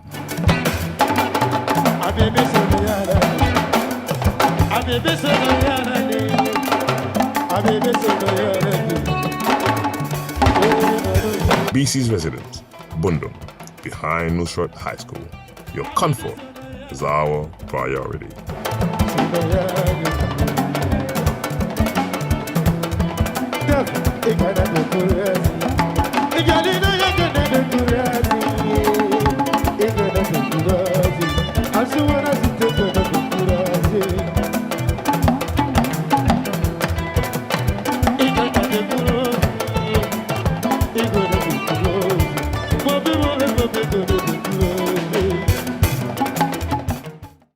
Traveling has never been this simple in the Gambia. Oh yes, you don't need to visit the GTSC depot just to get a ticket. Just download the Yona Wallet app today and enjoy hassle-free bookings. With Yona Wallet, you can buy your GTSC bus ticket right from your phone, anytime, anywhere. From Kanifing to Dakar, Dakar to Banjul, or upcountry routes like Kanifing to Basse and Basse to Banjul, Yona Wallet has you covered. No queues, no stress. Just safe, fast, and convenient ticketing at your fingertips. Choose comfort. Choose convenience. Choose GTSC with Yona Wallet. Yona Wallet. Your money, your way. GTSC. Moving the nation forward. For more information, please call 1124 or 221 1668.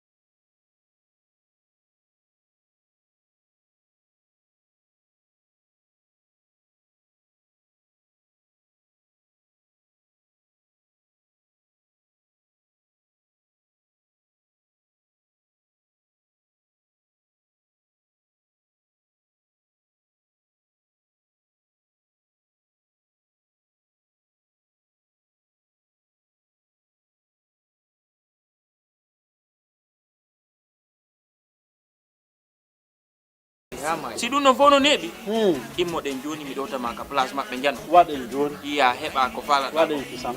Jamano Money Transfer Bureau de Change, your go-to option when it comes to money transfer. With Jamano, you can send money from anywhere in the world to your family and loved ones in the Gambia and be sure the funds will be delivered to them within the shortest time possible. For your convenience, funds sent through Jamano Money Transfer can be picked from all the banks and multiple other financial institutions, including Ajib Bank, Trust Bank, GT Bank, Mega Bank, Basic Bank, Reliance Financial Services, and Approved Services. Visit our head office at Bruceby opposite AfricMed next to Trust Bank Limited or email us at info@jamanomt.com. You can as well call us on 310-3050 or 310-3051 or yet still 733-0688. Our opening hours are 8 a.m. to 8 p.m. Monday to Saturday and 9 a.m. to 4 p.m. on Sunday. Jamano Money Transfer, your most trusted money transfer service where customer satisfaction is paramount. When you think of a simple, fast, and reliable money transfer, think Jamano Money Transfer.